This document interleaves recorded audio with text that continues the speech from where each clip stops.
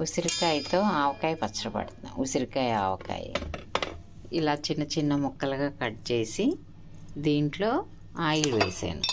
ఇలాగా కొంచెం ఒక చిన్న కప్పుడు ఆయిల్ వేసుకొని కొంచెం పసుపు, 3 మ్యాంగో కారం, ముందు సాల్ట్ వేసుకుంటాను. 1 స్పూన్ సాల్ట్, కొంచెమే చేస్తున్నాను అందుకని 1 స్పూన్ సాల్ట్ వేస్తున్నాను. ఇది ఆవు పిండిను మెంతిపిండి కలిపింది. మెంతులు కొంచెం 1 స్పూన్ మెంతులు వేసి 1 కప్పుడు ఆవాలు వేసి మిక్సీ పట్టా. మెంతులను కొద్దిగా వెచ్చపెట్టి వేయించాను. వేయించింది ఇది 2 కలిపి మిక్సీ పట్టి ఇది 1 స్పూన్ వేస్తున్నాను, కొంచెం పచ్చడి కాబట్టి. ఈ 3 మ్యాంగో కారం కూడా ఒక 2 స్పూన్లు వేస్తున్నాను.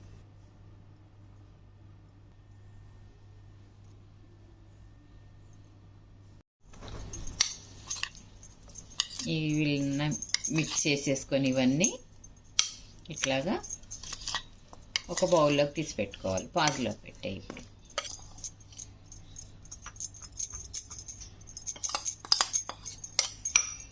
ఇది ఒక 2 డేస్ ఆగి మళ్ళీ కలుపుకొని పెట్టుకొని తింటే సరిపోతుంది.